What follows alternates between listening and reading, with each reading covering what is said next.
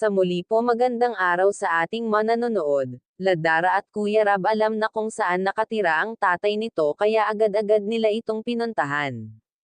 Ngunit laking gulat sa nakita nila at nakatira lamang ito sa isang kubo na butas-butas pa. Laking awa ni Kuya Rab sa tatay ni Dara at napaiyak naman itong si Dara sa muling pagtatagpo nilang mag-ama. Agad naman itong kinausap ni Dara at Kuya Rab, kinumbinsi nila ito na umuwi na sa bahay ni Dara dahil may bahay na ito, ngunit ngumiti lamang ito.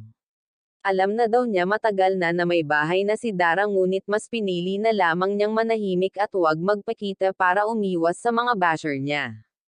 Dahil alam niyang maraming nanonood kay Dara at hindi ito papayag na walang masabi tungkol sa kanyang ama, lalo't nakilngap team si Dara na walang ama na nag-aaruga, tapos ngayon siya babalik na masagana na ang buhay ng magkapatid. Yun ang iniisip ng tatay ni Dara kaya pinili niyang manahimik na lamang. Kaya sa mga basher ng tatay ni Dara, wag na po kayo mag-alala, nandito na siya, ayaw lang lumantad sa media dahil malaking kaguluhan pag siya ay nagpakita pa sa media. Sa mga sponsor po ni Dara, maraming salamat sa walang sawang panonood at sa mga nagmamahal sa kanya, sana wag kayo magsawang suportahan dahil mabuting bata si Dara at ang kapatid nito tayo na lamang ang inaasahan nila dahil ang ama nito ay isa lamang magsasaka.